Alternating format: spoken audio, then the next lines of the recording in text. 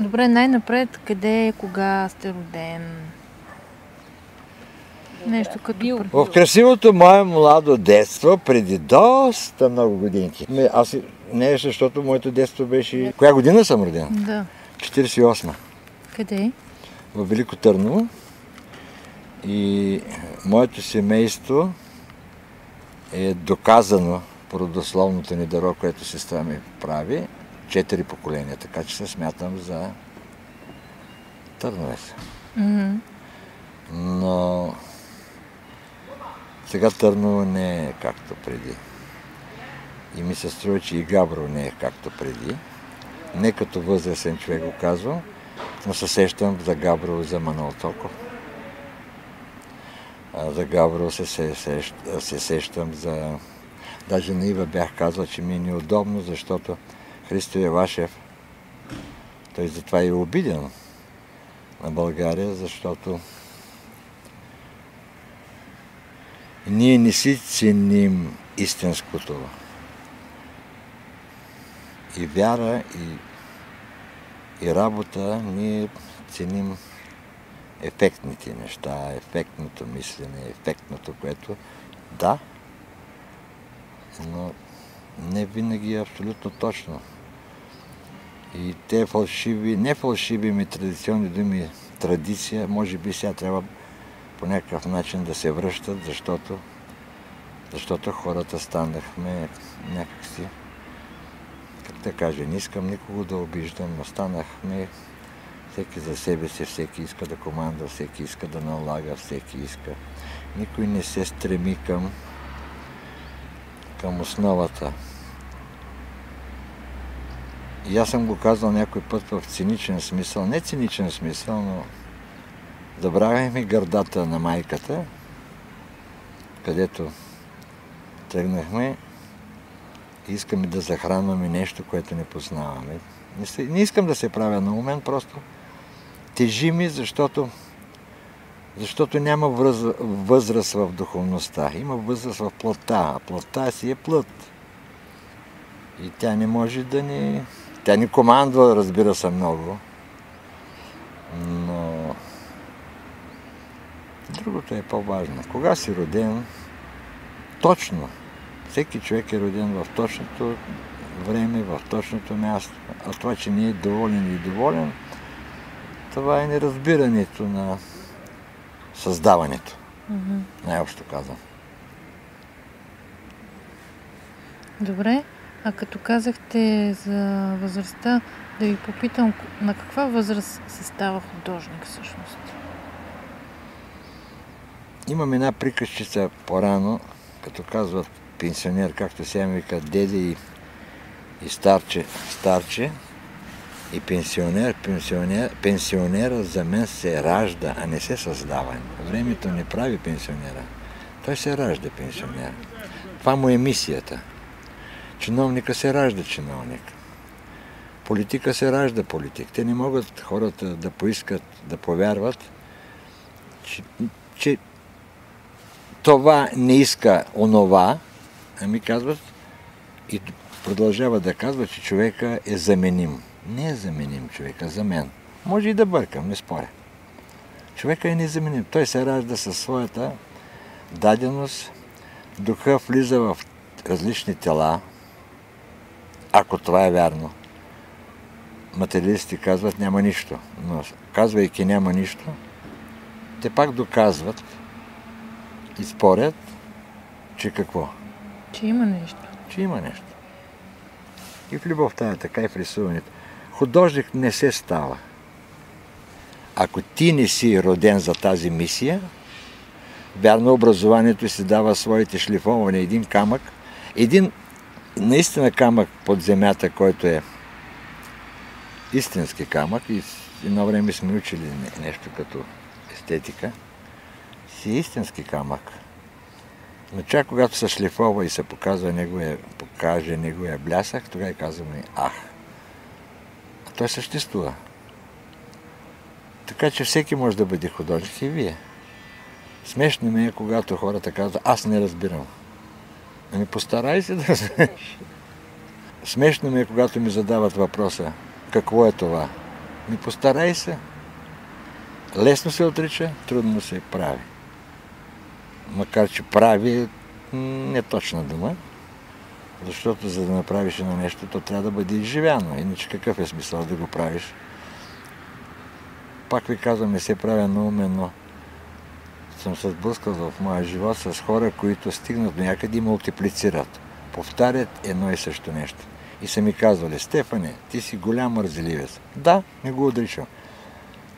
Защото аз като съм стигнал до едно нещо, не ме задоволява. Аз съм също като децата, които играят с камиончетата, в един момент го хвърля. Защо? Защото той иска нещо друго. Защо да повтарям едно и също нещо? Къде в природата може да видите нещо, което е повторимо? Две тревички са различни. Малко прекалявам, нали? А за етичното в изкуството? Не чух добре? За етичното в изкуството. Етично? Да. За етиката. За мен също е даденост. Образованието, един път бях казал една, може би за обществото и за хората лоша дума, че образованието е на един косъм от фашизираното мислене, защото кой може да каже това е така и няма друго. По-скоро човек трябва да бъде богат в преценките за себе си, както казва, че Бог е в теб. Не говоря за сектанство, не говоря за неща, които хващат от цялото някаква част. Да, има един руски голям класик, който казва, който познава детайла, познава всичко, който не познава, но и той не може да го докаже. Кой е той? Толстой. И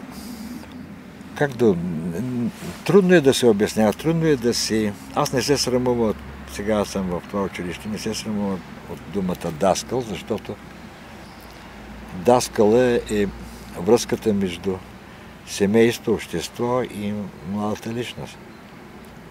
Младата личност винаги е буйна, винаги иска нещо ново, винаги иска нова играчка. И обичам с прости неща да си обяснявам някой път. Не някой път въобще.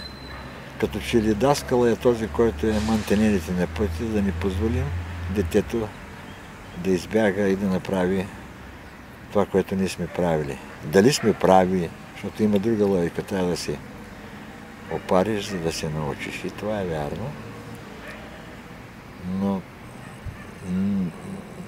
никога не ми се е искало да тероризирам чрез терор. Аз мисля, че чрез любов. Макар че всичко е изтъркани думи, да кажем, но чрез любов мисля, че младата личност повече ще повярва, отколкото с натиск, с насилие, с аз съм това и ти трябва да си моето повторение. Вие преподавате, това ли е вашия по-специален метод? Не, аз се стремя да не лъжа младата личност. И когато показвам моя опит, аз съм по-голям от тях, само чрез моя опит, че съм опитал, че това с това, като се смеси, става бомба. И му казвам, това ще стане бомба. А той, ако иска наистина да направи бомба и да го спра, няма как да го спра по-точно. Но му казвам, това е бомба. Може и да бъркам. Но като гръмни, той каза, не съм го излагал. Моя някаква логика е, че в спора не се ражда истина. Нито искам да го доказвам, нито искам да споря с някого, но може би моята възраст иска да помогне на младите хора да не приемат всяко нещо като чиста монета. Много спорим с децата, но в играта на спора постоянно ми казват, във Фейсбук това, във Фейсбук онова. Но навсякъде има лъжа. И в книгите, които се купуват, също има лъжа. И в картините, които също има лъжа. Но дали е лъжа, вече тук е недоказуемата част на...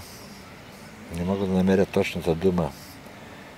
за това, за което си създаден, за мисията или това. Пак са едни шаблони, които без да искам ги употребявам, а не мога да намеря адекватни нови думи, Обърквам се. Всеки човек е объркан и си мисля, че и на моята възраст и с младите си приличаме по това, че доста прекаляваме с нарцисизма и с самовлюбването, защото не знам защо. Просто има едни... Добре, че има в природата страхотни закони, които не познаваме, защото ако го познаем, ние ще се самоизолираме, ще се... Ви ме попитах преди малко за морал или как беше за... За етика, но и за морал може да ми кажете. Когато човек обича другия повече от себе си, ми се струва, че е по-добре, отколкото да го правиш като себе си или винаги да го напътстваш. Което е и добро, и в много случаи опасно. Опасно е. Но пък това е света, в крайна сметка. Когато един човек иска да се самонакаже, най-напред, това е една от притчите. Когато Бог иска да накаже някой човек, най-напред му взема акъла. Не му взема богатството. Не сме етични хората в съвременния свят. Не сме етични. Говорим за етика, говорим за морал, говорим за любов, говорим за всичко. Но като че ли с една ефтина насмешка, че това са остарели, ненужни. А в природата, когато се получи дупка, може би, пак с шаблончета говоря, веднага се настаняват хората, които искат да намерят славата. За мен славата е истинска загуба. Загуба на фалш, на всички от този речник на политизиране на живота. Всеки е уникален. И на всеки трябва да му се отдаде мястото, което, както може да се каже, сам се е извоювал. И нареждаме хората в кутийки и забравяме, че пчелите си помагат във всяка кутийка. Имат страхотна организация. Ние казваме, нашето е най-доброто. Което пак не е лошо, защото в крайна сметка нашето гадже не е хубаво. Но е лошо да сме куковици. Или така се мисля. Да слагаме в чуждото гнездо. Но природата го е направила. Така че не можем да избягаме от... Може би това ние го наричаме съдба, наричаме го зодии, наричаме го всеки дълба и в други в екзистенциализъм, други в течения някакви. И всеки бяга от истината, защото истината е жестока. Тя не позволява да си подиграваш, или как да кажа, на човешки език да си базикаш. Не позволява. Тя ти удря шамарчета постоянно, стига да ги оцениш. Но художник, пак сигурно ще кажа шаблон, е близко до детето въобще, защото вие знаете притчата за облеклото на царя, как беше за Голия. Кой казва? Царя е гол. Детето. Всички го повтарят и всички се крият за това нещо, че детето, но за мен и аз така го разбирам, че детето със своята искреност някой път казва, защо слънцето да е жълта, а не може ли да е синьо? По повод някакъв филм, който беше реклама, това е каноните на страха. Това се прави така и никой няма право да посегне, да помисли по друг начин. Ако наблюдавате сутрин слънцето, то не е жълто. Или в облачно време по-скоро. Това са едни нюанси. Това е живописта, това е красотата, която ние не искаме да виждаме, искаме да се ограничим в чистата материалност, която също има своите ползи, но ползи за какво? За самозадоволяване, за себе харесване. То не е казано, че човек не трябва да се обича. Напротив, трябва да се обича, но има две посоки. Едното е нарцисизъм, другото е да разбереш себе си. да разбереш истината за създаването на... Не знам. Така че художник е всеки. Само че забравя, че това е красота. Забравя, че това е истина. Забравя, че това е нюанс. Нюанс на два борещи си цвята. Всичко обръщаме в политика. Това е така, защото това е така. Но не искам никого да критикувам или да влизам в състоянието да уча хората. Има художници, понеже ги употребяваме тая дума, има другата дума творци и тя много не ми прилича. Сега има много съвременни думи. На мен, може би не съм прав. Но проект за мен е смешна дума. Сега правим проект. Сега направих един проект. Кой не е проект? Сега направих нов прочит. Истината как може да се прочете по-ново? Не знам. Кажете ми вие, ако бъркам. Истината просто си истина. А ние сме стъпалата до различните стъпала на тая безкрайна стълба, която води нагоре, води надолу. И както е модерно. И така. Като че ли хората, не всички, но хората мерят какво ще получат, за да ти дам. Ами ако дадеш и не получиш нищо, какво става? Революция. Силата да даваш, майката решава ли предварително какво ще се получи?